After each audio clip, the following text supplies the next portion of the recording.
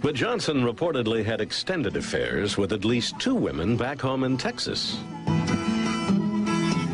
As old as I am and as long as it's been, my toes still turn up when I think of him. Madeleine Brown was a 23-year-old radio advertising sales representative when she met Congressman Lyndon Johnson at a station party. A few weeks later, he invited her to another party at the Driscoll Hotel in Austin. And while I was dancing with him there at the Driscoll, he put a key in my hand, and of course I was old enough to know what it was for. Did you, Madeleine, have any encounters with LBJ either immediately before or immediately following the assassination of yes, John Kennedy? The morning of the assassination, he was angry, but he was always angry when Ralph Yarborough and John Connally, there was a political feud going on. Senator Yarborough of Yes. Texas, Governor John Connally of Texas at the time. He and I had planned a meeting that night in Austin. We were going to the big fundraiser. And he said, well, after today, the blank Kennedys would never embarrass him again. That was no threat. That was a promise. And I kind of laughed it off. I said, oh, after the rendezvous, everything's going to be great. Well, Jess Kellum had called me also, and he was telling me Hatchet Man? Yeah, the Hatchet Man. And I said, oh, Jess, he'll be okay. He's just mad. You know, everything's going to be all right. Why was he so mad at JFK? The Kennedys were always putting him down and calling him the country bumpkin, and he just didn't like it. They were a stumbling block in his way, politically. When he said that to you, did you take it seriously? Not at that second. I just thought he was mad. Did you talk to him at all after the tragedy, after Oh, the yes. horrible I crime? met him. I met him in Austin on New Year's Eve. And I was real concerned about it because everyone in Dallas was talking about he was responsible for the assassination. So I said to him, Lyndon, I said, you had already told me that after that day, you know, the Kennedys wouldn't embarrass you again.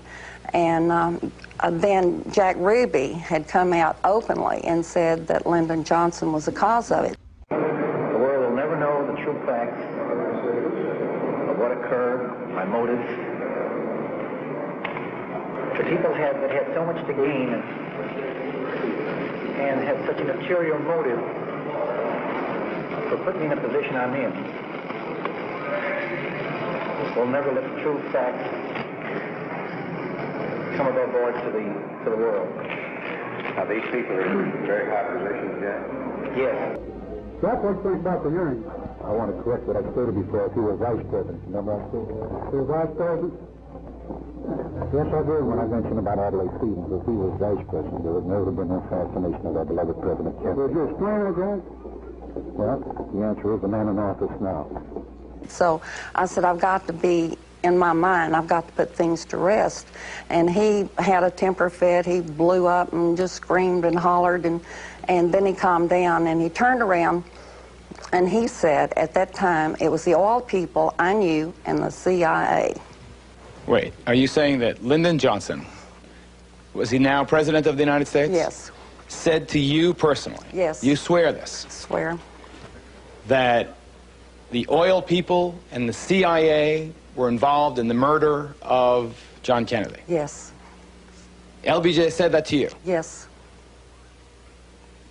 Was it just the two of you alone? Yes. You sure it's not that the passage of years have made your memory foggy? No. You're not embellishing this tale, man? No. You sit here today and you claim that LBJ said the oil people and the CIA... Scout's honor. ...killed the president. Right. Do you believe that your former paramour, Lyndon Johnson, had anything at all to do with the death of John Kennedy? No, I did not have anything. Do you believe that he had anything to do with it? Oh, yes. Yes, I do. You do? Yes. As you sit there today, you do? Yes. Did you know what he was talking about? I knew the people that he named, yes, I certainly did. H.L. Hunt was a very dear friend of mine, and 3 days prior to the assassination, H.L. Hunt gave me one of the wanted for treason pamphlets, and they just bombarded Dallas with it. And Wanted for treason, JFK. Uh-huh. They thought that the liberal president was a treasonous man. Right. Selling the country down the river. So I said, H.L., you cannot do the President of the United States that way. And he said, well, hell, I can. I'm the richest man in the world. I can do whatever I want to. But Dallas, Texas was bombarded, and he passed them out personally. Did you meet Jack Ruby, Madeleine? Lyndon Johnson's attorney introduced me to him. Go on. I'm serious. Where? I was coming out of Neiman Marcus, and happened, of course, I knew the attorney, and he was standing talking to Jack Ruby, and he says, I want you to meet Jack Ruby. And I still... Wait a second. When was this? Oh, 1952, I think. Way back. 10 years before the assassination? Oh, yeah. So Lyndon Johnson's attorney, which one? Jerome Ragsdale. The same guy who wrote you the letter Yes. after LBJ died Yes. and said that the financial arrangements would be continued. He was standing with Jack Ruby, you say? Yes. Did you ever tell any of the authorities this? Yes. Who'd you tell? Well, not the Warren Commission. They didn't talk to me. They didn't ask you No. to testify? No, I was told. Go on. I was told if they contacted me in any way... They should watch some talk shows, these guys. President Kennedy, after the Bay of Pigs, fired Allen Dulles as director of the Central Intelligence Agency. Dulles hated Kennedy. His whole career was ruined by Kennedy, and he got to be named one of the 7 Warren Commission members. He certainly had an axe to grind. On the eve of Kennedy's assassination, she attended a party at this house in North Dallas, the family home of oil billionaire Clint Murchison Sr. There was an extraordinary guest list that night. We had H.L. Hunt, Murchison, Lyndon Johnson made an appearance. We had Hoover, we had Richard Nixon. They were the most influential people there. When Lyndon came in, no one was expecting him. So when Lyndon arrived at Clint Murchison's, they all went into a conference room, and you could just feel the atmosphere. A seamstress and companion, May Newman, provides confirmation that this party took place at the Murchison family home on the eve of the assassination. She lived and worked in another Murchison house in Dallas for Virginia, Clint Sr.'s second wife. She speaks here for the first time. I started working for Virginia Murchison in 1962 until her death in 1997, approximately 36 years. I remember well the night before the assassination.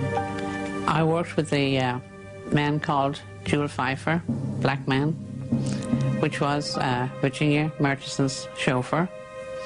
He got a call from her stepson, John, at the big house. They were having a big party for a very special guest that was coming from Washington to go to the party by the name of Bulldog, which I found out later was J. Edgar Hoover.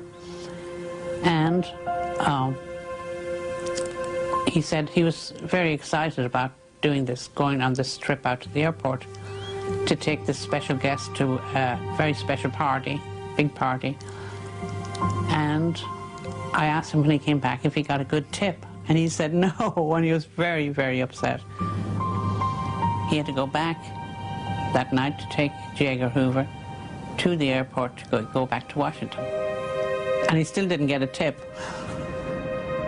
Further verification of Hoover's presence in Dallas on the eve of the assassination came from a friend of May's who worked at the Murchison family home. Beulah May Holman, she was the cook at John and Lupe's house, and she wanted me to go help her that night, which I didn't, but I knew she told me she was cooking quail, and I wanted the recipe, so she gave it to me. She said there was a very important guest by the name of J. Edgar Hoover that was coming, and I should go out and help her so I could get to meet him. If it was a film star, I probably would have gone, but I didn't know who he was. No, not at that time.